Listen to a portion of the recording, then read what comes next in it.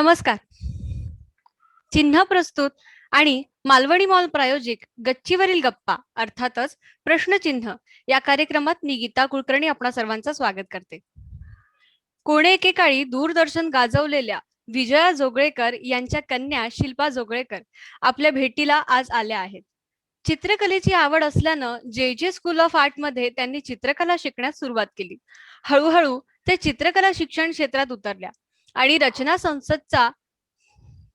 संसदचा fine आर्टचा अभ्यासक्रम त्यांनी रचला. एका एक्झिबिशन दरम्यान त्यांच्या समोर झाड कापताना पाहून त्यांना खूप वाईट वाटलं. त्याच वेळी त्यांनी त्या कापलेल्या झाडाचे मांडणी शिल्प त्या ठिकाणी साकारले. तेथील परिसरातील लोकांना अप्रूप वाटले आणि त्यांनी शिल्पा यांचं कौतुक देखील केलं. अशा पद्धतीनं शिल्पा यांचा नैसर्गिक मांडणी शिल्पाचा प्रवास सुरू झाला. आता त्यांना अनेक देशांमध्ये मांडणी शिल्प साकारण्यासाठी आमंत्रित केलं जातं. स्वतःच्या हिमतीवर यशाचे उंच शिखर गाठलेल्या शिल्पा जोगळेकर यांच्यासोबत चिन्हचे संपादक सतीश नाईक गप्पा मारणार आहेत. मी कार्यक्रमाची सर्व सूत्रे सतीश नाईक यांच्या हाती सोपवते. धन्यवाद. धन्यवाद. नमस्कार शिल्पा, कशी आहेस?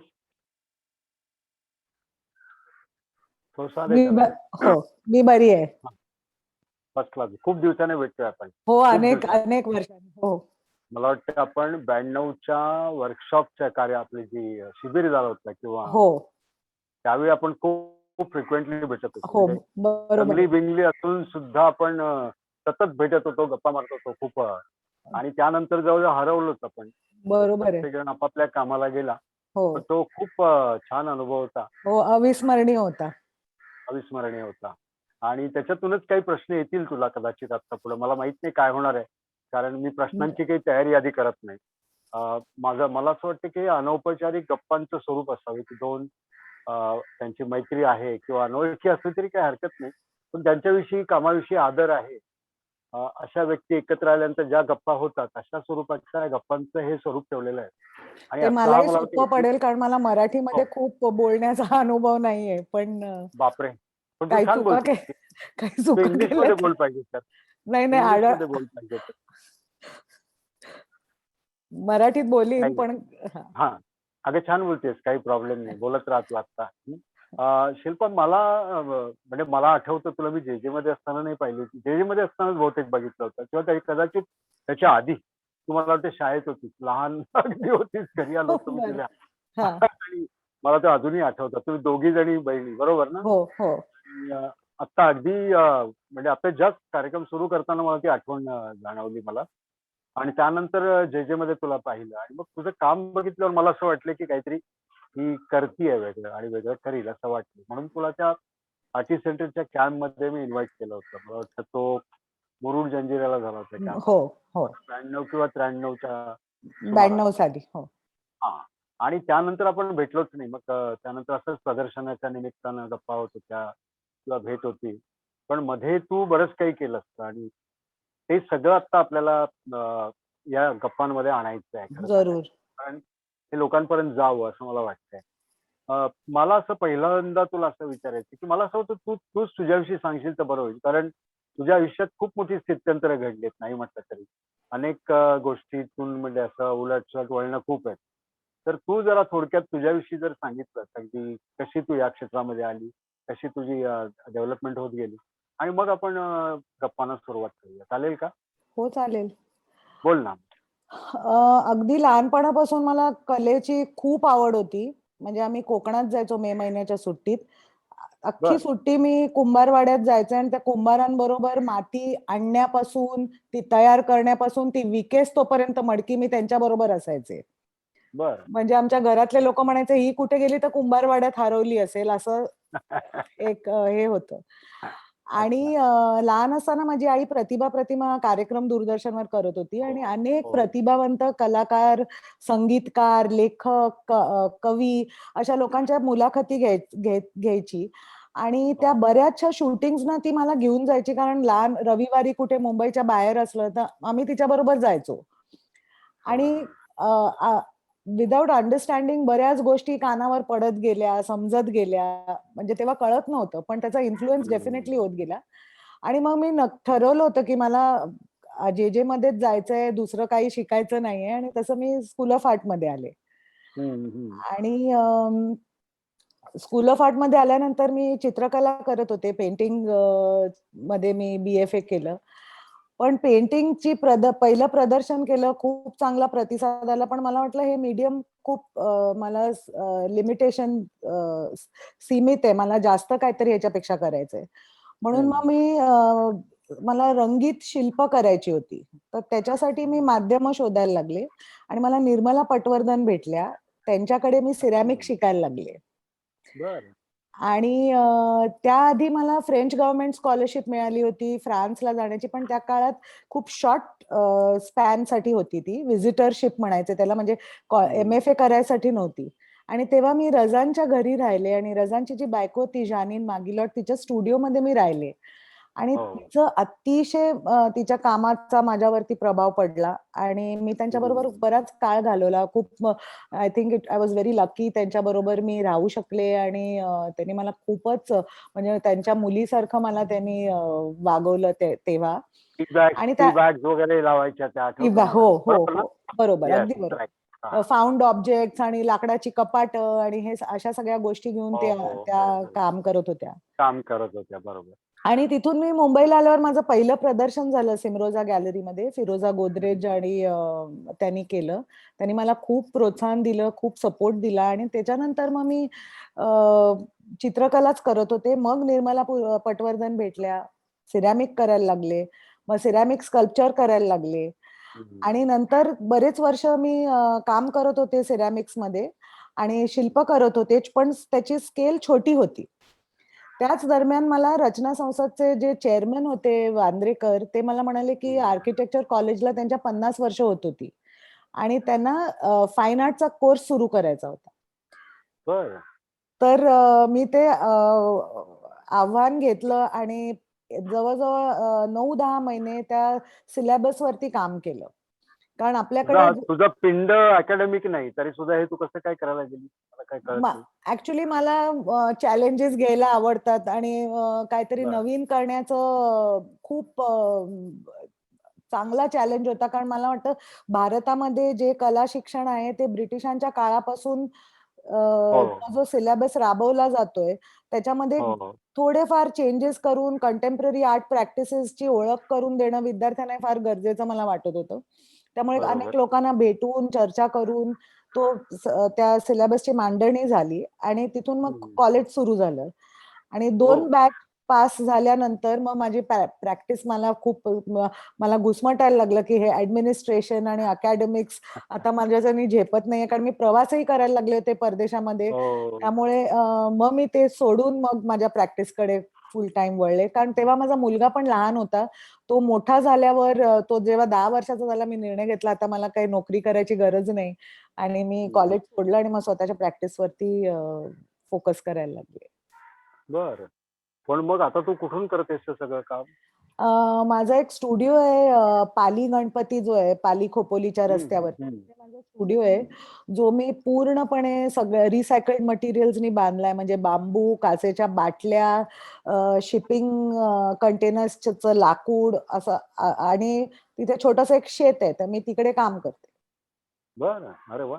तो बघायला आवडेल कदाचित. हो अगदी. मी जरूर या, प्लीज या. आपण हो मी तरी येईनच नक्की. हो. पण आता आपल्याकडे जर काही फोटोग्राफ्स असतील तर आपण दाखवूया का आता? आणि मग सलग सुरू करायचं का मध्ये मध्ये बोलूया? हो फोटो म्हणजे जर तुम्हाला जर अख्ख्या कामाचे फोटो बघायचे असले चित्रकलेपासूनचा प्रवास तर आपण बघू शकतो. चालेल ना. मी गीताला सांगतो की हे तू सुरुवात कर. मी चालेल. गीता, हा जस्ट सुरू करता येईल का आपल्याला पीपीटी? तू सांगत जा, तू बोलत जा त्याच्यावर. आता ही जी चित्र दिसतात ती माझं पहिलं प्रदर्शन होतं 96 साली सिमरोजामध्ये. त्याच्यानंतर एक सोलो शो मी केला पॅरिसमध्ये. त्याच्यातली काही निवडक चित्र आहेत. तेव्हा मी फक्त वॉटर कलर या माध्यमात आणि छोटी चित्र करत होते. आणि त्या छोट्या छोट्या चित्रांचे ग्रुप्स मिळून असं एक मोठं चित्र अशी त्याची मांडणी करायचे गॅलरीमध्ये. तर ही त्यातली काही उदाहरणं आहेत. त्यानंतर मग 2009 साली ट्रॅव्हनकोर हाऊसमध्ये माझा सोलो शो झाला स्कल्पचर्स आणि पेंटिंगचा. तिथे केलेले हे आता मोठं चित्र आहे. हे पण वॉटर कलर ऑन पेपर आहे. तर ही त्या प्रदर्शनातली चित्र आहेत. हे मी एवढ्या करता दाखवते की जो प्रवास आहे त्याची सुरुवात कुठे झाली आणि आता मी कुठे गेले ते घेऊन. ही त्यातली स्कल्पचर्स आहेत. फाउंड ऑब्जेक्ट्स आणि सिरॅमिक्स म्हणजे रेडीमेड वस्तू ज्या मला चोर बाजारात किंवा माझ्या अवतीभोवती इंटरेस्टिंग वाटत होत्या त्या घेऊन मी त्याच्याबरोबर काम करत होते. हा जो एगशेल ट्रे आहे त्याच्यामध्ये सीड्स आहेत सिरॅमिकच्या बिया. तर मला वाटतं की बिया पण कंटेनर्स ऑफ लाईफ आहेत आणि म्हणून मी ते त्या एगशेल ट्रे मध्ये घातलेत. आणि त्याचं नाव मग हे जे काचेचा जार आहे हे जुनं ऍक्च्युली ताक करण्याची बरणी आहे आणि त्याच्यामध्ये मी सिरॅमिकची बी बनवली आहे आणि त्याच्यात गॅलरीमध्ये साबणाचं पाणी घातलं होतं. तर जे व्ह्युअर यायचे ते त्याला ढवळायचं आणि मग पूर्ण त्याच्यामध्ये तो फॉर्म यायचा आणि थोड्या वेळाने ते सेटल झालं की आतला फॉर्म रिव्हील व्हायचा. तर हे असं इंटरॅक्टिव्ह स्कल्पचर आहे आणि त्याच्या शेजारचं जे आहे ते मी मोठी मोठी सिरॅमिकची वर्क्स करत नाही. मला वाटायचं की सगळे जमिनीवर ठेवून खूप जड होतात स्कल्पचर, त्याला टिपिकल बेस असतो म्हणून मग मी सस्पेंडेड स्कल्पचर्स करायला लागले आणि मी बरेच कामं केली अशी. ही मोठे मोठे स्कल्पचर आपण मणी ओतो एखाद्या दोरीत तसे त्याचे पीसेस बनवले आणि मग ते त्या दोऱ्यांमध्ये घालून मग ते सस्पेंड केले गॅलरीमध्ये. अच्छा, बर, छान आहे. हे आता सांग, हे मला वाटतं सगळं तुझं इथून सुरुवात झाली का? हो. रचनामध्ये असताना मला असं वाटायचं की मुलांना क्लासरूम मध्ये नुसतं शिक्षण देण्यापेक्षा आपण शहरामध्ये वर्गाच्या बाहेर नेऊन त्यांच्याबरोबर काहीतरी एक्सपेरिमेंट्स करायला पाहिजेत. म्हणून आम्ही दादर चौपाटी, हा जो उजवीकडचं चित्र आहे ते दादर चौपाटीला आम्ही 150 मुलांनी मिळून 4 ट्रक नॉन बायोडिग्रेडेबल वेस्ट उचलला आणि साफ केला आणि त्याच्यातून त्या मुलांनी शिल्प करायला सुरुवात केली. पण अनफॉर्च्युनेटली आपल्या इकडे खूप लोकांना हे चालत नाही. खूप धार्मिक भावना दुखावल्या गेल्या काही लोकांच्या. आम्हाला अटक केली. मला दादर पोलीस स्टेशन मध्ये जाऊन बसायला लागलं आणि खूप धमक्यांचे फोन आले आणि शेवटी आम्ही मुलांना सांगितलं तुम्ही इथून जा, कारण 150 मुलांची जबाबदारी माझ्यावर आणि बाकीच्या टीचर्स वरती होती आणि आम्ही सगळेजण दादर पोलीस स्टेशन मध्ये 7-8 तास बसलेले होतो. आणि तर हा एक असा खूप आगळा वेगळा अनुभव होता. आणि जे या शेजारचं जे चित्र आहे ते दिल्लीची जी संस्था आहे खोज, त्यांना मी एक हे पाठवली होती कॉन्सेप्ट की आपल्या आदिवासी पाड्यांमध्ये लहान मुलं गाणी गात असतात आणि ती गाणी कोणी रेकॉर्ड करत नाही, ती कधी लिहिली जात नाहीत आणि त्याचं डॉक्युमेंटेशन होत नाही आणि ती पिढ्यानपिढ्या चालत आलेली असते. पण ती आता खूप कंटेम्पररी शब्द त्याच्यात यायला लागले आहेत, नवीन आयडियाज यायला लागल्या, तर त्याचा मला संग्रह करायचा होता. पण तो संग्रह करायला जेव्हा मी त्या गावांमध्ये गेले ती मुलं बोलेनात, सांगेनात काही. म्हणून मग मी ठरवलं त्यांच्यासाठी आपण प्ले स्ट्रक्चर्स बनवूया जेणेकरून ते माझ्याशी त्यांची मैत्री झाली, ते खेळायला लागले. अक्षरशः आम्ही शाळेचा परिसर मी तिथे राहून स्वच्छ करून घेतला त्या मुलांबरोबर आणि मग खूप छोटं बजेट होतं त्या फंडचं. त्याच्यामुळे जे परवडेल असं सगळे non use end of use tyres आणले आणि हे पाईप्स आणि घसरगुंड्या बनवून त्यांच्याबरोबर मी हे उभारली ही स्ट्रक्चर्स. मग मुलं खेळायला यायला लागली तिथे आणि ती टीचर्स मग त्यांना हळूच वर्गात पकडून न्यायला लागली आणि मग मी त्यांच्याकडून ती गाणी म्हणून घेतली, रेकॉर्ड केली आणि त्याची छोट्या छोट्या पुस्तिका बनवल्या, चित्र काढलेल्या आणि मग ते त्या मुलांमध्ये वाटल्या. बापरे, छान आहे, सुंदर. पण हे जे तुला पोलीस स्टेशनवर 8 तास बसवलं त्याच्या पुढे काय झालं ग नंतर? काय FIR वगैरे दाखल झाला असेल? FIR दाखल झाला आणि दुसऱ्या दिवशी न्यूजपेपर मध्ये असं लिहून आलं की रचना संसदच्या प्रिन्सिपलनी ह्यांची माफी मागितली म्हणून, ज्या लोकांनी आम्हाला आत टाकलं होतं. असं काही लोक ते पॉलिटिकल पार्टीचे लोक होते आणि ते म्हणाले तुम्ही आमच्या धार्मिक भावना दुखावल्या आहेत त्यामुळे तुम्हाला आम्ही अटक करतो. बापरे, कठीण आहे. तुला काय बोलायचंय का याच्यावर अजून काही? नाही त्याच्यानंतर मग मी पूर्ण दक्षता घेतली कारण 26/11 जो आपला खूप वाईट टेररिस्ट अटॅक झाला होता, तेव्हा हो. आम्हाला मरीन ड्राईव्ह वरती 1.5 किलोमीटरची भिंत मुलांनी रंगवली होमेज टू जे लोकं मारले गेले होते त्या हो. टेररिस्ट अटॅकमध्ये.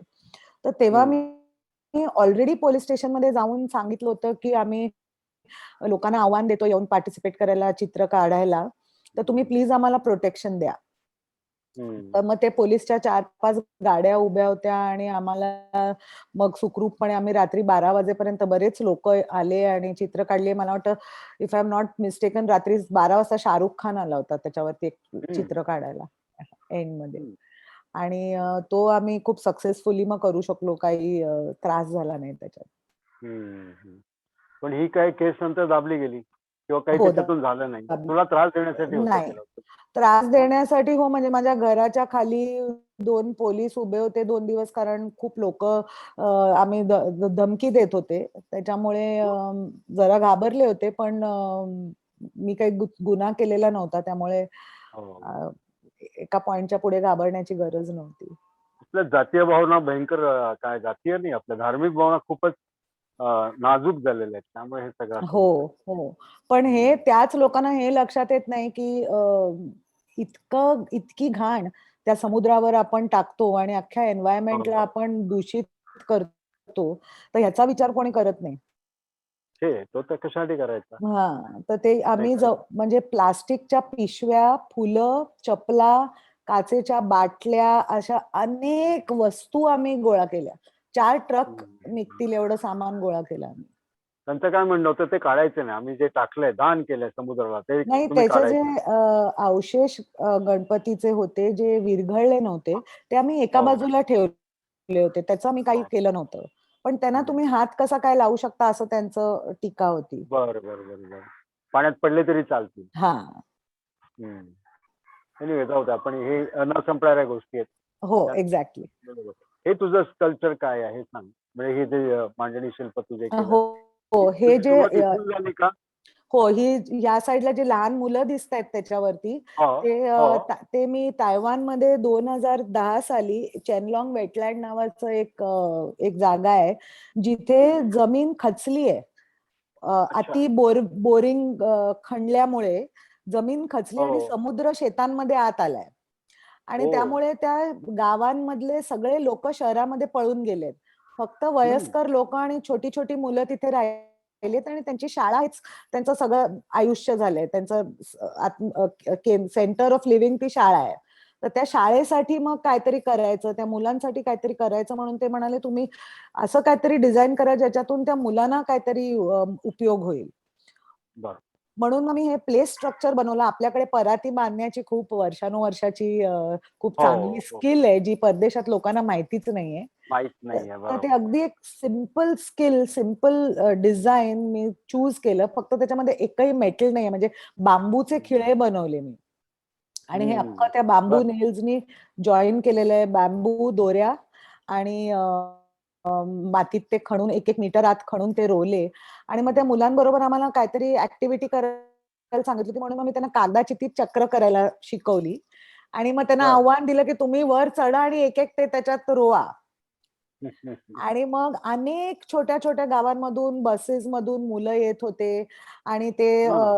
ह्याच्यावरती खेळत होते आणि तो खूप छान एक्सपिरियन्स होता त्या मुलांसाठी आणि माझ्यासाठी कारण मी 1 महिना त्या गावात राहिले आणि आता ती हो. मुलं मोठी झाली आहेत आणि मी तायवानला गेले, की ते मला भेटायला येतात. कुठच्याही मी गावात वाह! असले तरी ती भेटायला येतात मुलं.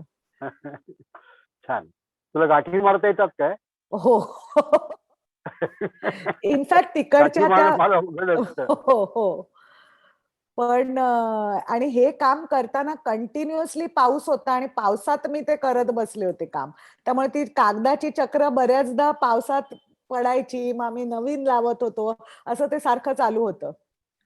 बरं. आणि त्याच्या मग ते शेजारचं आजारी-बिजारी नाही पडलीस का कधी? बर्फ अ, पडून, पाण्यात डुंबून, आता खूप मला वाटतं सर्दी होऊन वगैरे? मी त्यांनी इतकी वेदर झाले, एखादं झाड उभं असतं निसर्गामध्ये आणि त्याला सगळं ऊन, पाणी होऊन ते जास्त स्ट्राँग होतं, तसं माझं झालंय मला वाटतं. क्या बात है! छान, छान. असंच राहो.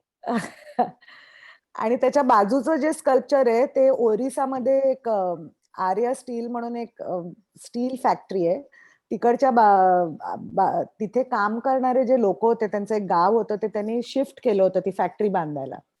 तर तिथे बरं. जाऊन मग मी त्या बायकांना, गावातल्या बायकांना जाऊन विचारलं तुमच्या आयुष्यात काय कमी पडते, आणि त्यांना आणि त्या फॅक्टरीतले जे साहेब लोक होते त्यांच्या बायका, हम्म. त्यांना एकत्र आणलं.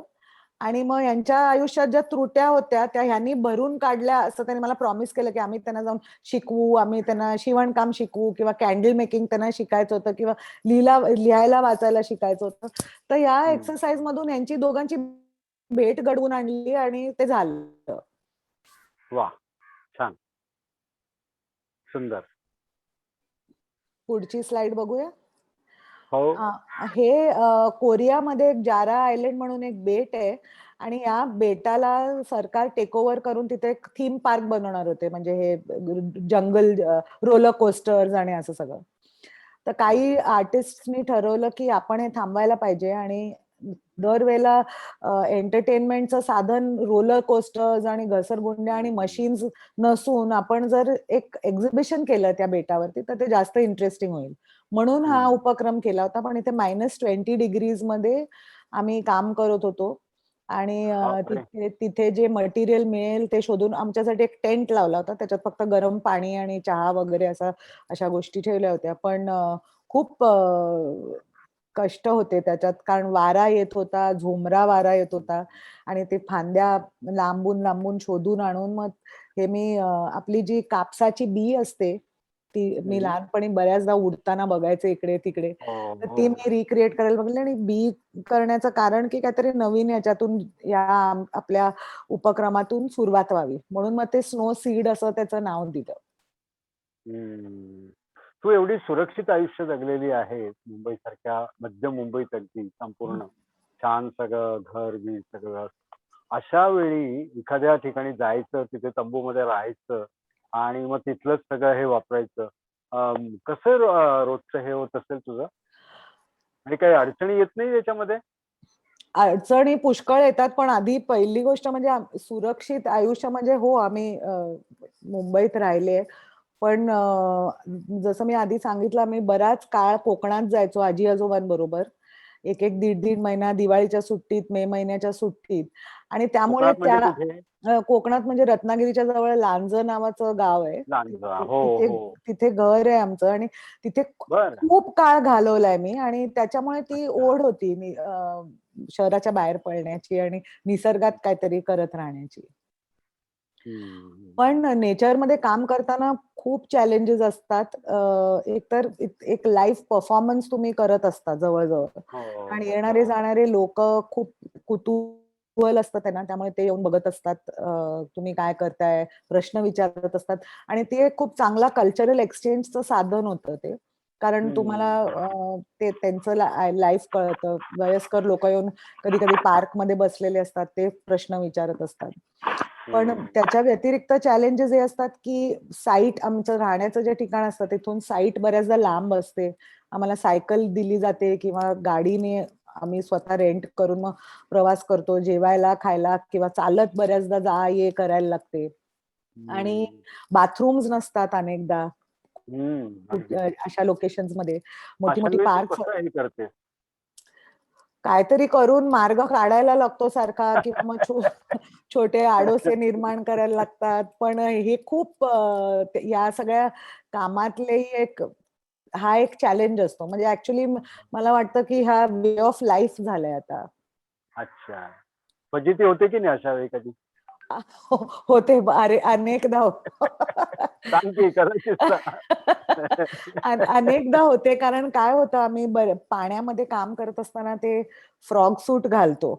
तर तैवानमध्ये फॉर एक्झाम्पल मी जवळजवळ 3 आठवडे त्या पाण्यात होते आणि पाण्यात त्या- होतीस. हो. आणि त्या फ्रॉग सूटला छोटी भोकं होती, म्हणजे ज्याच्यातून ऍक्च्युली पाणी आत येता कामा नये, पण ते हा. येऊन तो असा फुग्यासारखा फुगायचा आणि मग बाहेर आल्यावरती अक्षरशः हातावरती म्हणजे त्या पाण्याच्या प्रेशरनी असे रेषा नवीन आल्या आहेत अशी डिझाईन तयार झालेलं असायचं. बापरे. हा. आणि मग मी तशीच ओली त्या पार्क मध्ये फिरत असायचे, कारण जेवायला फक्त 10 मिनिटं, परत कपडे बदला, परत जाऊन हे करा. त्यामुळे सगळे लोक बघायचे ही अशी विचित्र बाई ओली चिखलात माखलेली कशी काय फिरतीये, काय करते काय ही. तर अशा घटना खूप होतात. छान. मस्त आहे अनुभव तुझे. हे कुठलं आहे तुझं काम?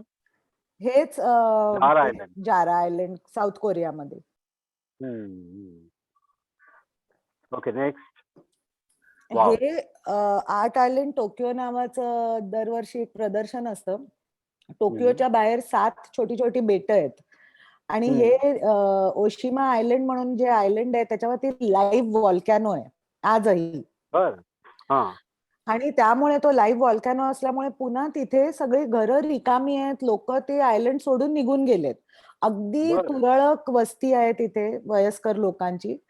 म्हणून मी हे इन्स्टॉलेशन, त्याची गोष्ट ही आहे की हे जुनं एक सॉल्ट म्युझियम होतं, त्याला मी अख्खं स्वच्छ केलं, म्हणजे त्याला रिवाईव्ह केलं त्या जागेला.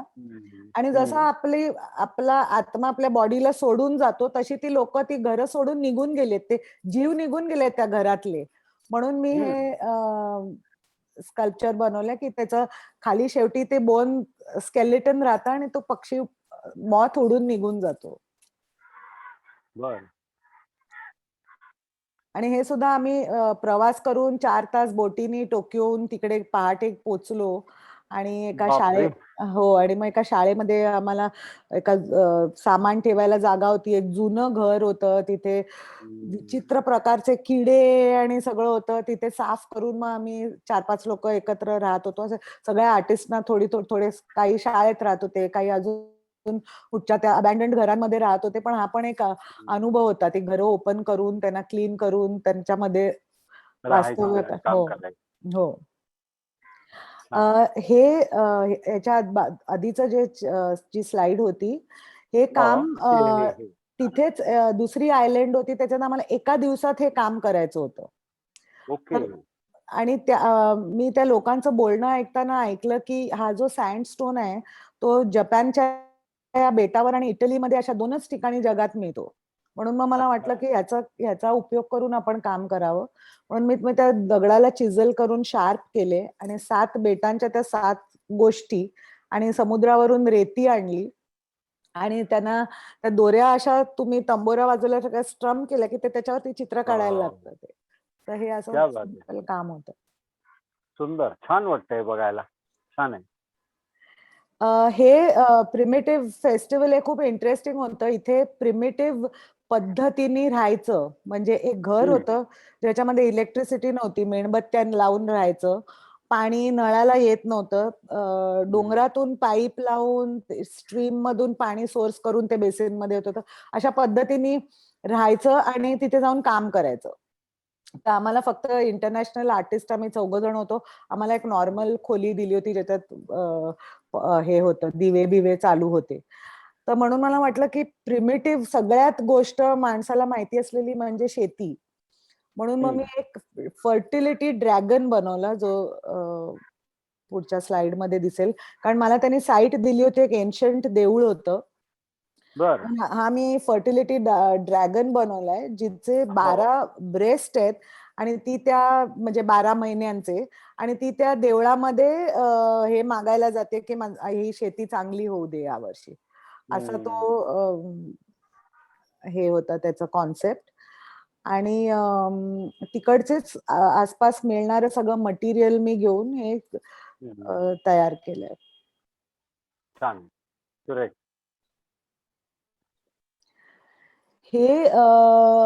हे खूप स्पेशल आहे माझ्यासाठी हे काम, कारण जे स्कूल ऑफ आर्ट मध्ये 80s म्हणजे 1981 ते 89च्या काळात जे विद्यार्थी ग्रॅज्युएट होऊन कला क्षेत्रात काम करतायत, त्या अशा 20 लोकांना त्यांनी इन्व्हाइट केलं होतं प्रदर्शन करायला. आणि मी ही क्लासरूम निवडली, ही माझी फायनल इयरची क्लासरूम होती. आणि फार अप्रतिम स्पेस आहे ती, कारण तुम्हाला दिसेल त्याच्यात एक स्काय विंडो आहे प्रश्नच नाही. आणि खूप हो, हाय हो. सिलिंग आहे. तुम्हाला पण माहिती आहे आपल्याला किती हो, जेजेचं त्या वास्तूबद्दल प्रेम आहे. म्हणून हे मी बरोबर. निवडलं आणि मी निलेश आणि रत्नदीपला सांगितलं मी इथेच राहणार आहे 2 दिवस आणि बरं. मी इथेच हे काम करणार आहे. हम्म. तर मी कॉलेजमध्ये राहिले 2 दिवस आणि तिथे बसून ते अख्खं तयार केलं आणि मग ते 25 फूट उंच आहे ते हँग केलं हे वर्क आणि बऱ्यापैकी मोठं आहे हे काम. वाव, सुंदर. भूतबित दिसते नाहीत का ग अ, त्या दिवशी? मी एवढे मोठं भूत लय असल्यामुळे चिकटलं होतं. मला घाबरले असतील. हा, बा- हेही असू शकेल ना पण सुंदर आहे, छान काम आहे तुझं, फार छान. हे कुठलं आहे? हे ते तायवान मधलं त्या ग्वांदू नेचर पार्क मधलं काम आहे. याची कॉन्सेप्ट होती when the tide meets the sea, तर जो नदी आणि समुद्राचा जो कल्मिनेशन होतं तो याचा विषय होता या अख्ख्या एक्झिबिशनचा. म्हणून मग मी बरं. ठरवलं की पाण्याशी रिलेटेड सगळे आस्पेक्ट या स्कल्पचर मध्ये यायला पाहिजेत. पाऊस, हम्म. लाटा आणि हे लोक मला 3 चायनीज लोक मदत करत होते. त्यांच्याशी फक्त साइन लँग्वेज मध्ये बोलून शिडी धरायला उचलायला ते आले होते. पण नाहीतर मी एकटी हे काम 3 आठवडे करत होते पाण्यात. वा. आणि जे दिसत नाही आपल्याला पाण्याच्या वरती आपल्याला दिसतं, पण पाण्याच्या आतमध्ये खूप वा. इंजिनिअरिंग करायला लागतं. स्ट्रक्चर बांधायला लागतं जे वाहून जाणार नाही, आत रोलेलं असेल आणि वादळ पाऊस ह्यालाच ते सर्व्हाइव्ह होईल. तर हे खूप हे तू चॅलेंजिंग. कसं करतेस? हे कसं करतेस तू? स्वतःच करतेस सगळं? हो, स्वतः. भयंकर टफ आहे का हे? हो, खूप टफ आहे, कारण त्याच्या आतमध्ये अशा जाड जाड लाकडं कापून त्यांना पेन्सिली सारखी टोकं केली होती आणि ती पाण्यात खोली होती. तर माझे बाकीचे आर्टिस्ट फ्रेंड्स हसायचे, कारण मी पाण्यामध्ये हातोडी, मला दिसत होतं पाण्यात ती फांदी आहे, तर मी सगळे हसत होते शिल्पा पाण्याला हातोडीने मारतीये म्हणून. पण आणि त्यांनी मला एक हे दिला होता फ्लोट, त्याच्यावरती माझ्या हातोडी आणि सगळी टूल्स होती, पण तो थोड्या थोड्या वेळाने लांब वाहून जायचा. म्हणून वाहून जायचं. मग त्याला दोरी बांधून तो कमरेला बांधून मग उभं राहून काम करायला लागायचं. शाबास. पण साप आले की नाही मध्ये आतमध्ये? नाही, पण बदकं आणि बेडूक. निरनिराळे बेडूक आणि रंगीबेरंगी किडे अशा लोकांची खूप मैत्री झाली या 3 आठवड्यांमध्ये क्या माझी. बात आहे. वा वा वा, छान. सुंदर आहे का तुझा अनुभव? हे सांग काय आहे? हे अप्रतिम आहे. हेच आधी जे आपण स्लाइड बघितली ते याची प्रोसेस होती. हे हो. त्याचं फायनल चित्र आहे. तर हे तुम्हाला दिसत असेल तर छोटे छोटे दगड बांधले, असं वाटतं की ते पाऊस पडतोय त्याच्या रिफ्लेक्शनने. आणि हे जे वर खाली लाटांसारखा जो इफेक्ट आहे, कारण मी खूप कॉन्शियसली हा निर्णय घेतला होता की शॅडो पाण्यामध्ये जी मिळते आपल्याला रिफ्लेक्शन, तर रिफ्लेक्शन पण आपल्या कामाचाच एक भाग झाला पाहिजे. भाग झाला पाहिजे, बरोबर. त्यामुळे ते ड्रॉइंग खूप खूप सुंदर, खूप सुंदर आहे, खूप सुंदर. हे आहे अजून तिथं? त्यानंतर काय? नाही, हे आता नाही. लाईफ असतं? लाईफ किती असते याला? ते आम्हाला प्रत्येक वेळेला सांगतात की लाईफ किती पाहिजे, तर याचं 6 महिने 4 ते 6 महिने असं होतं. पण ह्या प्रदर्शनामध्ये नॉर्मली 3 ते 4,000 लोक जातात गोंदू नेचर पार्क मध्ये बघायला. पण आम्ही जेव्हा गेलो तेव्हा 15,000 लोक आले होते आणि बापरे. त्या पार्कच्या बाहेर इतकी लांब लाईन लागली की त्यांना पोलीस बंदोबस्त करायला लागले. आणि मला खूप मजा आली. मी एका झाडावर बसले होते या पॉन्डच्या शेजारी. झाडावर बसून लोकांच्या प्रतिक्रिया ऐकत होते, कारण त्यांना माहिती नव्हतं आर्टिस्ट कोण आहे. आर्टिस्ट कोण आहे? आणि त्यामुळे मी त्या झाडावरती एका फांदीवर बसून ऐकत होते काय लोक बोलतायत आणि फोटो काढत होते. त्यांची भाषा येते का तुला? नाही, बरेचसे लोक इंग्लिश बोलत होते, काही तर काहीच कळत नव्हतं. ते मॅन्डरिन मध्ये, चायनीज मध्ये किंवा तायवानीज मध्ये बोलत होते, पण यंग लोक इंग्लिश मध्ये बोलणारे होते ते समजत होते. खूप किंवा छान आपल्याला काम आहे. नुसतं एक्सप्रेशननी कळतं की फारच खूप वेळ फोटो काढतायत, व्हिडिओज काढतायत. आता ह्याच्यात दिसेल. शिल्पा एकच तुला प्रश्न विचारतो. हो, आता हे वेगळं आहे, म्हणजे आपला हा बघणारा किंवा ऐकणारा जो हे आहे प्रेक्षक आहे त्याने हम्म. याच्यात नेमकं काय बघायचं, काय सांगशील तू? आपण एक व्हिज्युअल आस्वाद बघितला, कसा घ्यायचा? आस्वाद घेण्यासाठी एकतर बऱ्याच लोकांना जर कॉन्सेप्ट नोट बाजूला लिहिलेली असते ती वाचली तर अजून कळतं. पण हम्म. एखादी एक व्हिज्युअल तुम्हाला जर डोळ्याला आणि तुमच्या मनाला जर काम डाऊन केलं तर मला वाटतं तो माझ्यासाठी सगळ्यात महत्वाचा आहे तो एक्सपिरियन्स. हम्म. म्हणजे जेव्हा मी इंटरॅक्टिव्ह वर्क करते तेव्हा तो एक इमर्सिव्ह एक्सपिरियन्स असतो. म्हणजे तुम्ही फक्त डोळ्यांनाच नाही पण तुम्ही त्याच्या आत एका स्पेस मध्ये जाऊन बसल्यावरती जो अनुभव येतो तो तुम्हाला सहसा घेता येत नाही शहराच्या गजबजाटामध्ये. किंवा आपण निसर्गात गेलो की आपण आपल्या विचारांमध्ये हरवतो किंवा वेगळी प्रोसेस आपल्यामध्ये डोक्यामध्ये सुरू होते.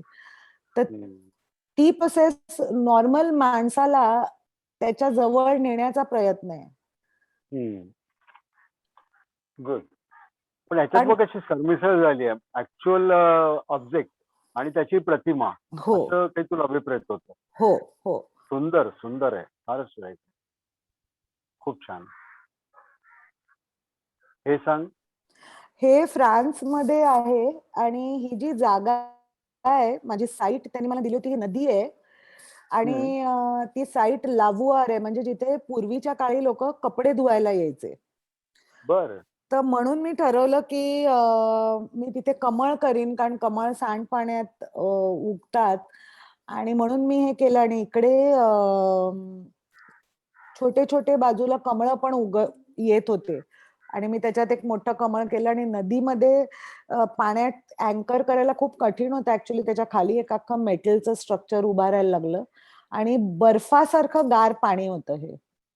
म्हणजे 7-8 तास इथे काम केल्यावर माझे ओठ जवळजवळ जांभळे झाले होते आणि हातपाय हालेनासे झाले होते. पण बाकीचे जे आर्टिस्ट होते त्यांना मी बोलवलं होतं मदत करायला, बाहेरून हे द्या ते द्या. पण ते लोक मग आम्हाला पाणी गरम करून कॉफी करून दे, कारण बाहेर आल्यावर शक्यच नव्हतं कुडकुडून. तर मला प्रत्येक कामामध्ये जेवढी स्ट्रेंथ ते उभारण्यामध्ये असते ती दाखवायला आवडत नाही मला. ते खूप फ्रेजाईल आणि सहज घडलंय असं वाटावं असं वाटतं. त्यामुळे फ्रॅजिलिटी आणि स्ट्रेंथचं कॉम्बिनेशन आय थिंक बायका याचं प्रतीक आहे असं मला वाटतं. की इनर खरंय की इनर स्ट्रेंथ आणि दिसायला लोक म्हणाले ही काय करेल, ही बाई आहे किंवा ही स्त्रियांना हे जमणार नाही, पण त्यांची आतमध्ये जी शक्ती असते ती खूप महत्वाची असते. तर ते माझ्या कामात सगळीकडे रिफ्लेक्ट व्हावं अशी माझी इच्छा असते. खूप खूप छान बोलते असते, फार सुरेख. नेक्स्ट हे तेच आहे ना? हो फायनल त्याचं हे फायनल. हो हे काम तायवानला एक टुरिझम डिपार्टमेंटचं पार्क आहे मोठं आणि त्यांना बरेच टुरिस्ट त्या पार्क मध्ये येत असतात. आणि मग त्यांनी 2 आर्टिस्टना इन्व्हाइट केलं होतं हे करायला शिल्प. एक जॅपनीज आर्टिस्ट होती आणि मी होते. तर मला म्हटलं की पार्क मध्ये आले तर लहान लहान मुलं असतात, लोक थकून येतात, त्यांना झाडाखाली बसावंसं वाटतं किंवा त्या जागेचा अनुभव घ्यावासा वाटतो कारण इतकी सुंदर साईट, समोर समुद्र. म्हणून मग हे बांबूच्या वरती जो तिकडे झाडू बनवतात, ह्या बांबूच्या वरती जे काटे असतात त्यांचे झाडू बनवतात. तर मी खूप संशोधन केलं की मटेरियल काय आहे, हे झाडू कसले बनवतात. आणि मग मी बॅम्बूच्या फॅक्टरीत गेले आणि त्यांना म्हटलं मला हे सगळे वरचे तुम्हाला नको टाकून दिलेले ते मला तुम्ही द्या. आणि मग त्याचं हे बनवलं. हे एक शेंग आहे ऍक्च्युली, मोठी शेंग जी गवतावर पडली असेल आणि ती उघडली तर त्याच्यातले दाणे दिसतात आपल्याला. अच्छा. आणि त्याचं नाव अंतरंग दिले कारण त्याच्या संस्कृतमध्ये शेंगेचं पण एक नाव अंतरंग आहे. आणि त्याच्या आत गेल्यावर तुम्ही परत तुमच्या मेडिटेटिव्ह स्टेट मध्ये जाऊ शकता. ह्याच्यात 20 लोक जाऊन बसू शकतात, एवढी मोठी आहे. बर, सुंदर. हे बघा.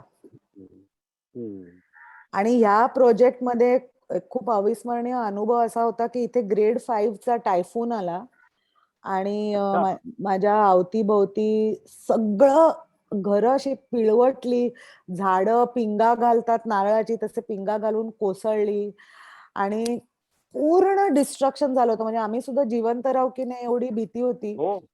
आणि कामाचं काय झालं असेल माहिती नाही. रात्रभर माझ्या घरात पाणी भरत चाललं होतं. शॉर्ट सर्किट झालं होतं. जगाशी संपर्क तुटला होता.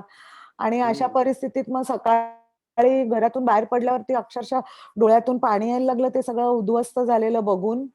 आणि आपलं स्कल्पचर तर डिस्ट्रॉय झालं असेल अशी खात्री पटली होती. आणि साईट 30 किलोमीटर लांब होती. तर जाताना पण रस्त्यात सगळं पडलेलं होतं. पण तिथे पोचल्यावरती अख्खी शेंग अशी फक्त झोपली होती. मग आम्ही जीपनी दोऱ्या बांधून त्याला उभी केली आणि मग Very good. मी परत आले. सुंदर. छान आहे अनुभव. हे स्वीडनमध्ये केलेलं काम आहे. या ठिकाणी जेव्हा मी त्या साईट वरती गेले तर समोर समुद्र होता आणि पलीकडे लँड दिसत होतं. तर ती समोरची बाजू डेन्मार्क होतं आणि या बाजूला स्वीडन बरं. होतं. तर मी म्हंटल हे 2 देश शेजारी शेजारी आणि मध्ये फक्त पाणी, एक छोटासा पूल आणि इथे काही लाईन ऑफ कंट्रोल नाही, आर्मी नाही, सोल्जर्स नाही. हे असं कसं काय असू शकतं? तर मी म्हंटल हे बरोबर. येन आणि यांग सारखं आहे हे. म्हणून तो मी असा आकार केला येन यांग सारखा आणि लोक त्याच्यामधून चालू शकतील. तर या बाजूला स्वीडन आणि या बाजूला डेन्मार्क अशी त्याची कॉन्सेप्ट होती. आणि हे पूर्णपणे एकटीने मी केलं हे काम. वा. छानच आहे. फार सुरेख.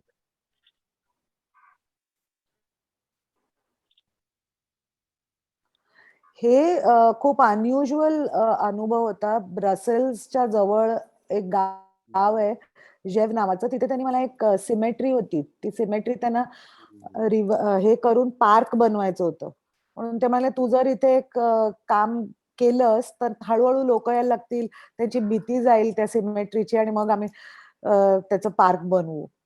तर मी जेव्हा माझे पाईप हे फिक्स करायला लागले आतमध्ये फांद्या, तर दगड त्याच्यामध्ये क्रॉस आणि बऱ्याचशा गोष्टी लोकांनी पुरलेल्या अशा सगळ्या मिळायला लागल्या आणि सुरुवातीला थोडी भीती वाटत होती. पण नंतर मग लोकांनी येऊन मला मदत करते म्हणे डोंट वरी आम्ही सगळं मेन टूम्स आतून काढून नेलेत. आता तू काम करू शकतेस. आणि मग हे गवत घेऊन केलं आणि त्याच्यावर माती अख्खी लिंपून त्याला ह्याच्यामध्ये सुद्धा 15 ते 20 लोक आत जाऊन बसू शकतील एवढं मोठं हे वा. वर्क आहे. सुंदर. क्या बात आणि है. हे जे गावामध्ये आपल्या आदिवासी लोक हम्म. करतात ट्रेडिशनल त्यांची घरं बांबूवरती लिंपण मातीचं मला अतिशय ते आवडतं आणि मला त्याचं एक्सटेन्शन काहीतरी करायचं होतं म्हणून हा तो अ, प्रयोग होता.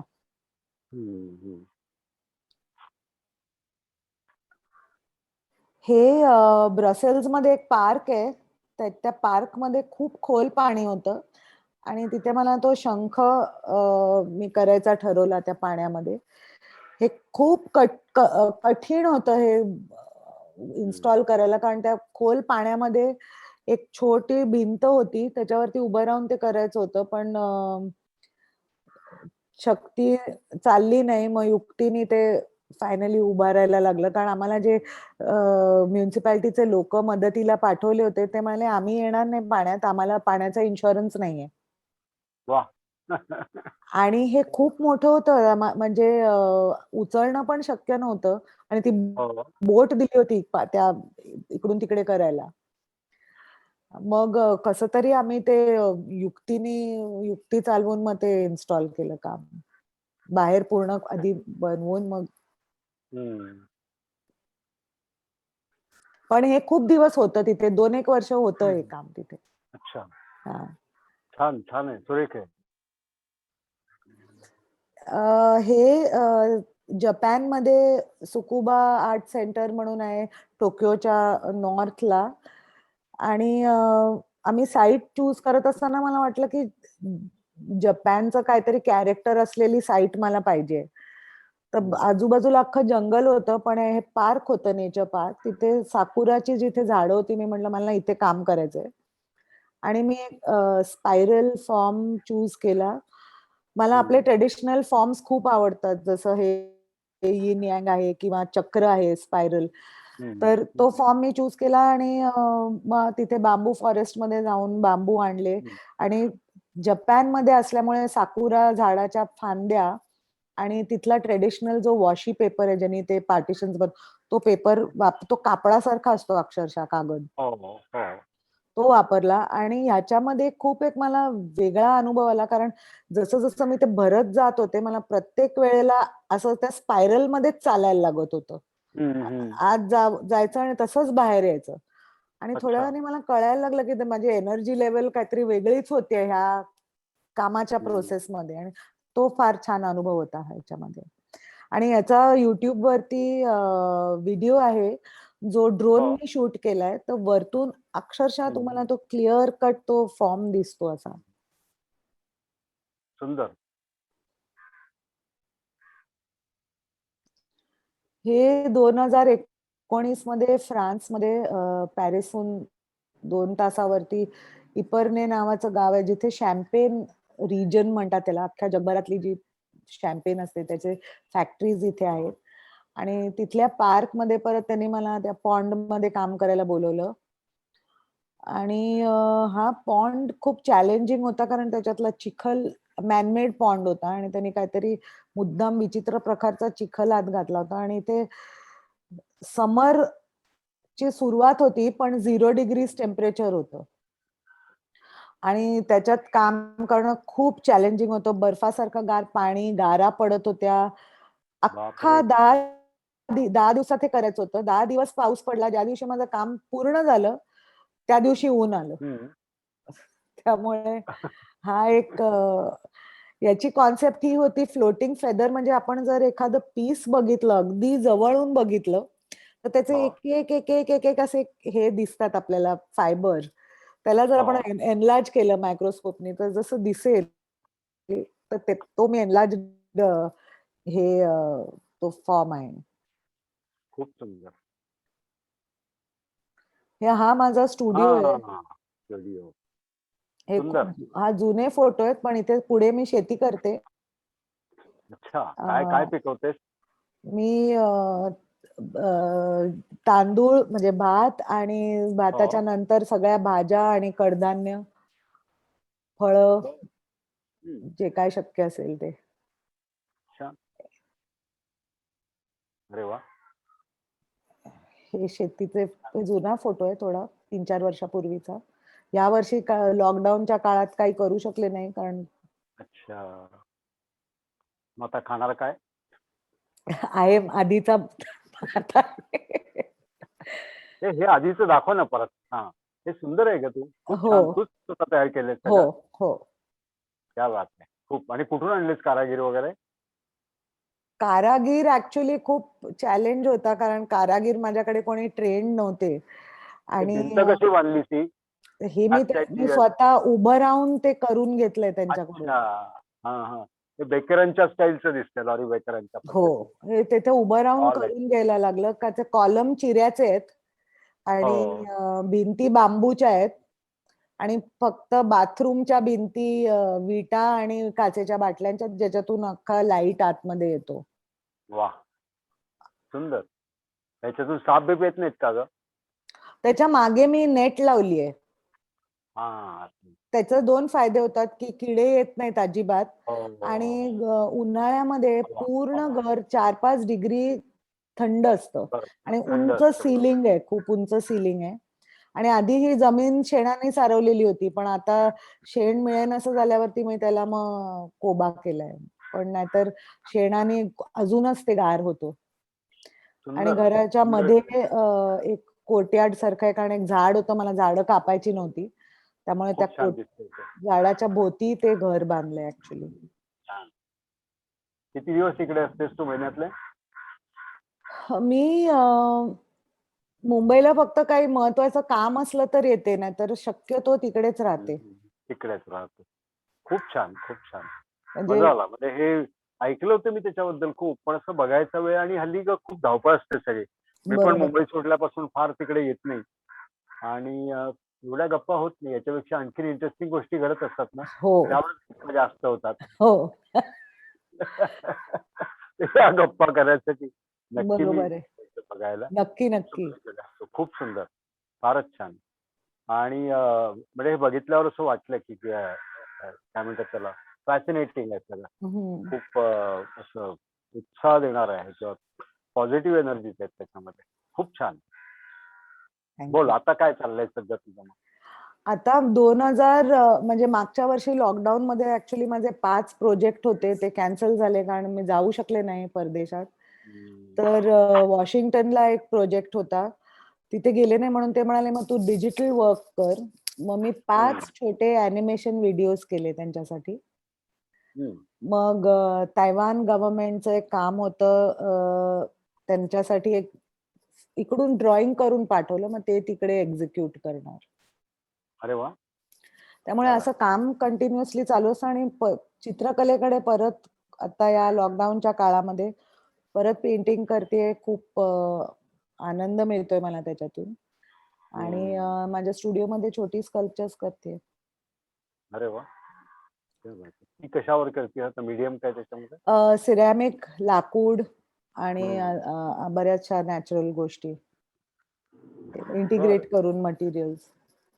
ही ही अशी वेगळी वाट कशी काय निवडलीस तू टोटली? आधी वॉटर कलर मध्ये काम करायचं आणि मग बघता बघता बघता टोटल चेंज होऊन गेला तुझ्या कामामध्ये.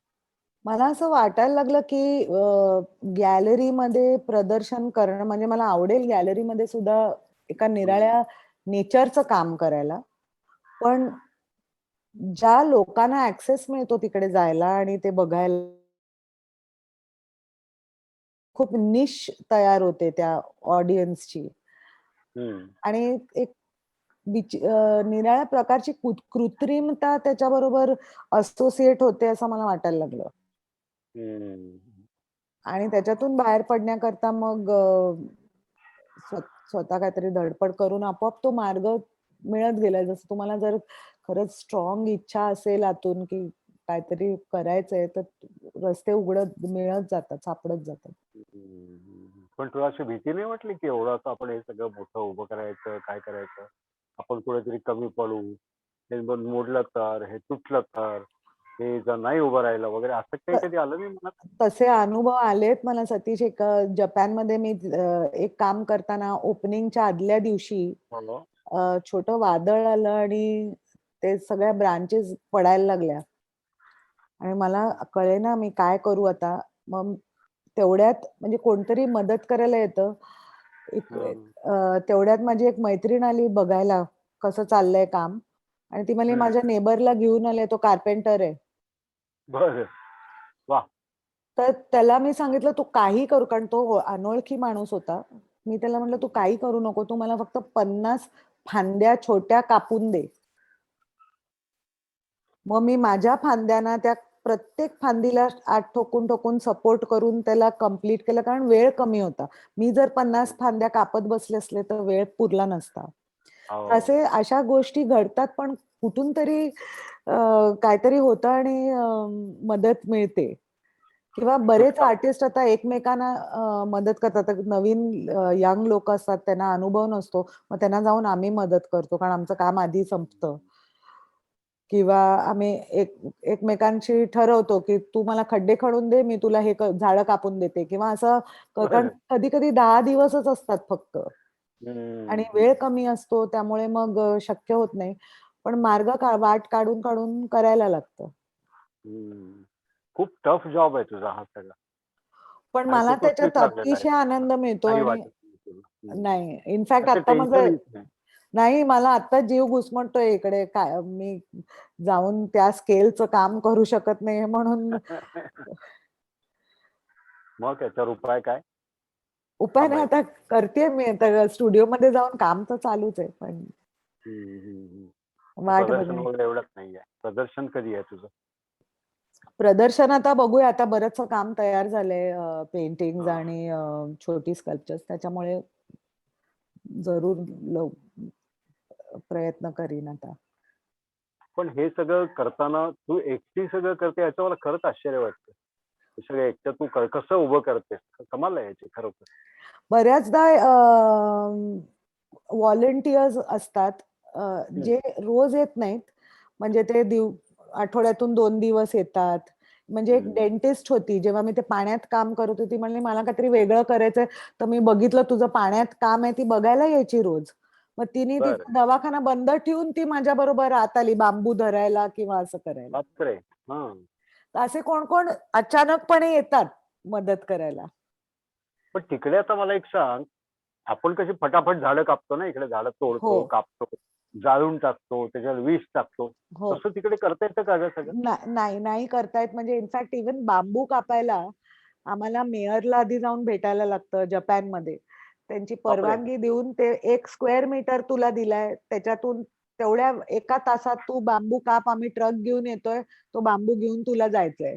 तर एकदा कित्येकदा असं झालंय त्या घाईघाईत मी सॉनी कापत असताना स्वतःचे हातपाय कापून घेतलेत आणि असं बरंच काय करून घेतलंय. बापरे! कारण वेळ कमी पडेल, पटपट आणि आपण हावरटपणा करतो. कारण कमी पडलं तर काय, परत कोणाला ट्रक घेऊन येता येणार नाही म्हणून जास्तीत जास्त मटेरियल घेऊन जावं. किंवा पार्क्समध्ये युरोपमध्ये ते सांगतात, की ही झाडं तुम्हाला दिलेली आहेत. त्याच्या फांद्या तुम्ही घेऊ शकता. आणि सकाळी 6 वाजता पार्कमध्ये जाऊन ते लोकं येतात 8 वाजता. ते तुम्हाला हं, हं. कापून देतात त्या फांद्या. तर आधी जाऊन त्या बघायला लागतं काय पाहिजे, काय नाही. मग ते 15 मिनिटात तुम्हाला आमच्याकडे एवढाच वेळ आहे, तुम्हाला काय चूज करा, आम्ही कापून देतो आणि जातो. मग ते तिथून उचलून आपल्या साईटवर आम्हालाच आणायला लागतं. त्यामुळे ते कोणी उचलायला बापरे! मदत करत नाही. पण सगळीकडे रिस्ट्रिक्शन्स आहेत कापण्यावर. हो, फक्त हो. आपल्याकडे इथंच नाही. तर आपल्या देशात काही कापू शकतो आपण. आपल्या आपल्या देशात कापूस. कठीण आहे ना हे सगळं बघून हो, हो. वाईट आणि वाटतं. गेले 4-5 वर्ष माझा जो कंपॅनियन आहे, पार्टनर आहे गौतम, तो माझ्याबरोबर येतो. अ, त्याला तो एक पहिल्यांदा असाच आला, "तू काय करतेस?" बघायला. मी इथे हं. वाड्याला एका आदिवासी शाळेत काम करत होते आणि ते बघून तो म्हणाला, "हे कठीण आहे 40 डिग्रीजमध्ये तू एकटी एवढ्या लोकांबरोबर काम करते." म्हणजे शाळेतली छोटी-छोटी मुलं खूप मदत करतात. मग हं. मग तो माझ्याबरोबर यायला लागला. आता तो बरीचशी मदत करतो. तो शिकतोय हळू-हळू टूल्स बरं. वापरायला. तू क्लास पण सुरू केलेला दिसतोय. फक्त त्याच्याकरता कारण मला त्याचा फायदा होतोय म्हणून बाकी म्हणजे एक एक हात मिळतो. हात आयता. मिळतो. आहेत. चांगलं आहे, चांगलं आहे. छान. मला एक सांग, तुझा दिवस कसा असतो गं तिकडे असतेस त्यावेळी?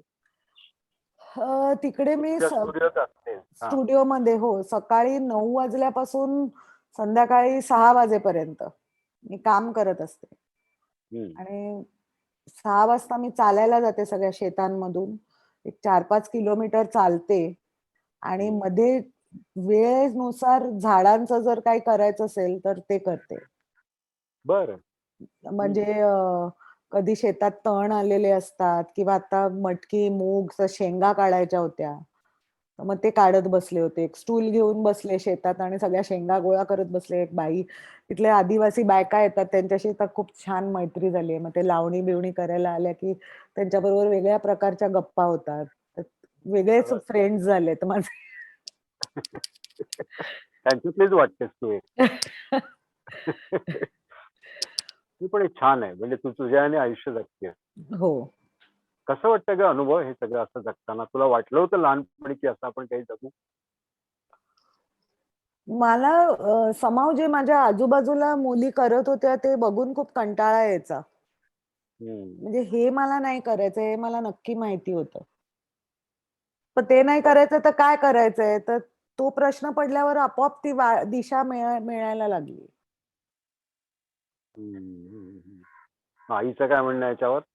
आई अतिशय खूप बरं वाटतं तिला म्हणजे ती काळजी कारण दरवेळेला मी आले की काहीतरी हात कापलेला असतो किंवा काहीतरी हो. झालेलं असतं पण तिला सवय झाली आता त्याची. बरं. येते की नाही तिकडे? खोपोलीला वगैरे येते की नाही? हो, येते. ती स्वतःच एवढी धाडसी बाई आहे, की तिच्याकडून मी खूप शिकले आणि तिने खूपच कधीच नाही म्हणाली नाही. म्हणजे कुठचीच गोष्ट करायला, धाडस करायला तुला जर करायचं असेल तर तू त्याची जबाबदारी घे आणि तू कर. क्या हेच त्यामुळे ती माझी सगळ्यात मोठी गुरु आहे. म्हणजे लहानपणापासून खूपच तिने प्रोत्साहन दिलंय आम्हाला दोघींना. आणि बहिणीचे काय याच्यावर रिॲक्शन? तिला पण खूप अभिमान वाटतो आणि तिला अजिबात आवडत नाही प्रवास करायला किंवा कुठे जायला. त्यामुळे ती म्हणते माझ्या वाटणीचं सुद्धा तू फिरून ये आणि तुला काय करायचं ते करून ये. ते चांगलं आहे. छान. मस्त. एकूण मला म्हणजे आनंद वाटला सगळा. तुला आठवतं 92च्या आपण त्या वर्कशॉप मध्ये गेलो होतो. हो. वर्कशॉप नाही, काय म्हणतात त्याला, कॅम्प. त्या कॅम्प मध्ये समुद्रावर सकाळी आपण फिरायला जायचो. हो हो. आणि मग तिथून माझ्या डोक्यात अनेक गोष्टी अशा टर्नअप होत गेल्या. दुर्दैवाने मी त्या करू शकलो नाही. पण बरोबर. तुझ्यासारखे कोणी असं करायला लागले म्हटल्यानंतर मला खूप आनंद वाटतो. म्हणजे मला असं वाटतं कदाचित त्या सगळ्या जगण्यातूनच काहीतरी हे नवीन उभं राहिलं असावं असं मला वाटतं. हो नक्की. आपण तुम्हाला जर आठवत असेल तर त्या कॅम्प मध्ये बाहेर जाळपोळ चालली होती आणि सगळ्यांचं मटेरियल संपलं होतं, रंग कागद संपले होते. मग आम्ही समुद्रावर रेतीची स्कल्पचर केली होती खरंय. काही लोकांनी मिळून. खूप खूप छान अनुभव होता. हो. म्हणजे अजूनही विसरता येत नाही मला. नाही अशक्यच आहे विसरणं.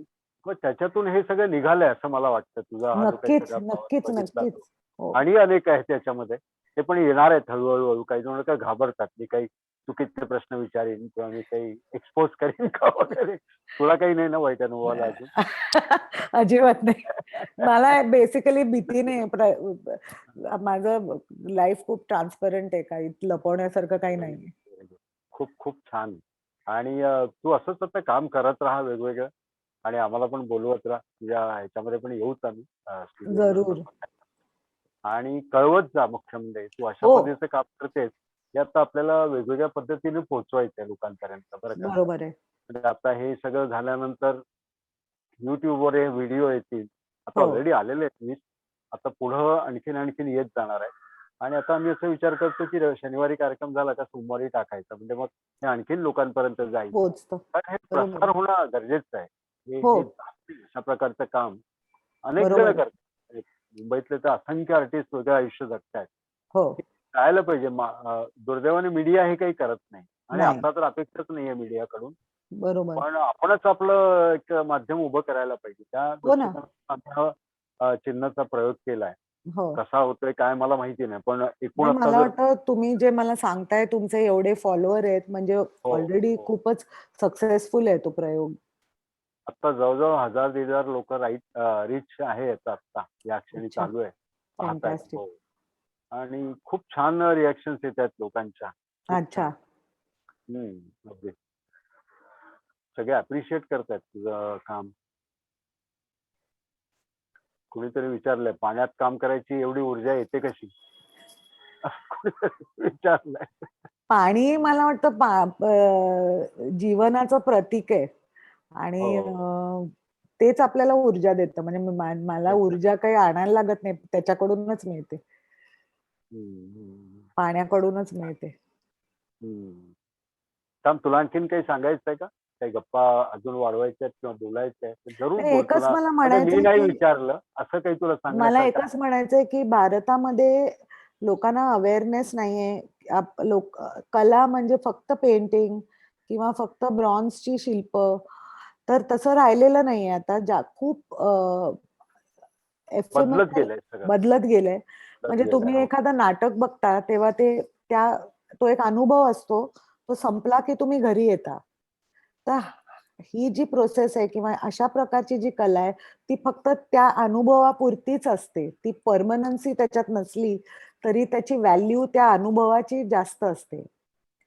तर लोकांनी आपला दृष्टिकोन कलेकडे बघण्याचा जर बदलला तर परफॉर्मन्स आर्ट प्रॅक्टिस किंवा आर्ट इन नेचरच्या ही प्रॅक्टिस त्यांना समजायला सोपं जाईल. बरोबर. तर त्यासाठी तुझ्यासारख्या लोकांनी हे पुढे येऊन हे लोकांपर्यंत न्यायला पाहिजे असं मला वाटतं. म्हणजे हे नॉट नेसेसरी तू आर्टिस्टने करणं हे योग्य नव्हे, पण हे माध्यमांनी करायला पाहिजे. आणि ते करत नाही म्हणून मग आपल्याला हे करावंसं वाटतं आपण. आणि ते आपण करू ज्या पद्धतीने नेता येईल ते. तुला याच्यात आणखीन काय म्हणतात त्याला, हे सगळं करत असताना काही वेगवेगळे अनुभव आले असतील तर ते शेअर करशील तर मजा येईल जरा आणखीन. हे सगळं काम करत असताना काही वेगळे अनुभव आले का प्रेक्षकांचे? प्रेक्षक कसे अप्रिशिएट करतात? परदेशातले प्रेक्षक कशा पद्धतीने करतात? इथले लोक कसे करतात? त्याविषयी इथे काही अनुभव बरेच येतात. प्रत्येक वेळेला निराळे अनुभव येतात. आणि एक अनुभव द्यायचा तर तारा कर्नाळ्याच्या जवळ एक गाव आहे, युसुफ मेहरअली हो, सेंटर आहे तिथे. तर हो, तिथे हो. आम्ही एक इंटरनॅशनल कॅम्प केला होता आणि सगळी ते गाव आम्ही साफ केले. नॉन बायोडिग्रेडेबल सगळ्या बाटल्या, कचरा सगळं उचलून हम्म, 4 परदेशातले आर्टिस्ट होते आणि मी तो ऑर्गनाइज केला होता. आणि मी आदिवासी मुलांची आश्रमशाळा आहे तिथे. त्यांच्याबरोबर बरं. राहत होते आणि काम करत होते. हो, सगळ्या मुलांच्या स्टोरीज अशा होत्या की वडील दारू पितात, आईनी पेटवून घेतलंय म्हणून ती मुलं त्या शाळेत होती. तर एक बरं. महिना तिथे राहिल्यानंतर त्या मुलांबरोबर एवढी मैत्री झाली आणि आम्ही मोठे मोठे इन्स्टॉलेशन्स केले तिथे. तर त्या मुलांनी आम्ही जाताना तो म्हणाला, माझा मामा मला दर आठवड्याला ₹1 देतो, तो मी वाचवणार आहे, मग तुम्हाला फोन करणार आहे आता मी. बरं. अरे, तर क्या बात. ही पावती होती त्या कामाची. म्हणजे ते माझ्यासाठी एस्थेटिक्स ते आहे. हम्म, हम्म, हम्म. व्हिज्युअल पेक्षा त्या मुलाचा आनंद बघणं हे खरं एस्थेटिक्स आहे. असं बरं. काम करताना. किंवा चेन्नईमध्ये अजूनही भारतात स्कूल फॉर अनटचेबल अशी शाळा होती आणि त्याच्यात लहान हम्म, मुलं होती. आणि हम्म. मला खूप शॉक बसला होता, अशी ती शाळा आहे आणि तिथे मी राहून काम केलं आणि ती छोट्या मुलांची खूप मैत्री झाली आणि मग ते सगळीकडे माझ्या मागे मागे मागे मागे यायचे आणि मदत हम्म, करायचे काम करायला. आणि म्हणजे त्यांच्याकडून जास्त शिकायला मिळालं मला हम्म, बाकी हम्म. कोणापेक्षा. किंवा परदेशामध्ये सुद्धा काम करत असताना जे म्युन्सिपॅलिटीमध्ये काम करणारे लोक असतात त्यांना असं सांगितलेलं असतं की यांना जे लागेल ते तुम्ही प्रोव्हाइड करा. पण ते बरं. सुरुवातीला येतात आणि ते बघतात, अरे ही एवढीशी बाई काय करणार आहे, आणि मग ते हसत असतात, चिडवत असतात. आणि मग हळूहळू ते काम प्रोसेस सुरू झाली की मग त्यांचं प्रतिक्रिया बदलायला लागते. मग ते मदत करायला सुरुवात करतात आणि मग शेवटी त्यांचं टोटली 360 डिग्रीज चेंज होतं. चेंज झालं, बदल झालेला असतो. बदल बरोबर. झालेला असतो आणि म्हणजे ते फक्त सॉरी म्हणत नाहीत, पण त्यांच्या ह्याच्यातून कळतं की हावभावातून ह्यांना कळते खरोखर. आपल्याला. बरोबर. तर असे हो. खूप अनुभव येतात. हम्म, हम्म, हम्म. आणि खूप लोक हे पण सांगतात, कारण एक तुम्ही जर एक स्पेस क्रिएट करत असाल, तुमचं इन्स्टॉलेशन हे स्पेस आहे ज्याच्या आत तुम्ही जाऊ शकता, इंटरॅक्ट करू शकता त्याच्याबरोबर. खूप लोक सांगतात की आम्हाला खूप स्पिरिच्युअल एक्सपिरियन्स येतो याच्या आत जाऊन बसून, खूप काम वाटतंय, खूप छान वाटतंय, असं नॉर्मली वाटत नाही. तर ते हम्म, तुमची पावती असते त्या हम्म. कष्ट करण्याची, असं मला वाटतं. पण तुझी ही सगळी कामं किती काळ टिकतात? It depend. ड्युरेशन आता काय? त्याच्या तायवानमध्ये जे काम केलं होतं ते जवळजवळ 4 वर्ष होतं तिथे. हो. हो. आणि पण ते तुला वाईट नाही वाटत नंतर ते सगळं जातं म्हटल्यानंतर? नाही, कारण किंवा नाहीच होत? मी स्वतःच राहणार नाहीये इथे परमनंटली पृथ्वीवर. क्या बात आहे. त्यामुळे सगळं क्षणभंगूर, सगळं कॉन्स्टंटली चेंजिंगच आहे. हम्म. त्यामुळे ते जर आपण एक्सेप्ट केलं तर तो जो सुंदर. एक्सपिरियन्स आहे तो जास्त व्हॅलिड आहे. हम्म. छान. खूप छान स्टेटमेंट केलंस. फारच सुरेख. हे सगळं गृहीत धरून तू काम करत असते. हो, त्यामुळे हो. त्रास होण्याचा प्रश्न नाही. नाही. किंवा कधी-कधी आपण ते प्रदर्शन संपतं, म्हणजे ते लोकं येतात 3 महिन्यांनी आणि ते ज्यांची लँड असते त्यांना ते आवडतं. मग ते म्हणतात आम्ही मेंटेन करू त्याला. हो. बरं. आणि असे स्वीडनमध्ये ते लोकं आहेत, ते म्हणाले आम्ही ते मेंटेन करत राहू. काही जर झालं तर आम्ही तो दुरुस्त करत राहू. क्या बात है. हां. आणि कधी-कधी त्याच्यावरती निसर्ग टेक ओव्हर करतं आणि वेली चढायला लागतात, त्याला फुलं यायला लागतात आणि वेगळ्या पद्धतीने तुमचं काम चेंज दिसायला होतं. तर लागतं. असेही बरोबर. अनुभव येतात आणि मग ते लोकं फोटो पाठवतात, की बघ आता कसं अरे वाह! ट्रान्सफॉर्मेशन झालंय. क्या बात है. असं काम तू भारतात कुठे-कुठे केलंय? भारतामध्ये बेसिकली या सगळ्या शाळांसाठी मी खूप काम केलंय, पण ते अशा अच्छा. स्वरूपाचं नव्हतं, पण मुलांसाठी केलंय. आणि ओरिसामध्ये केलंय, बर्बिलला.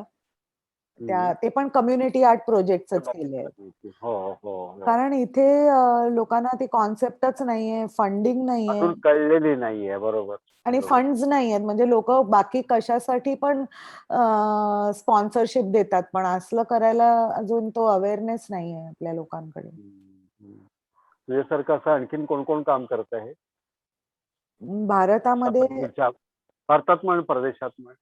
परदेशात पुष्कळ लोक आहेत, एक अख्खी कम्युनिटीच आहे. आणि आता ते सगळे खूप फॅमिली सारखे आहेत ते लोक.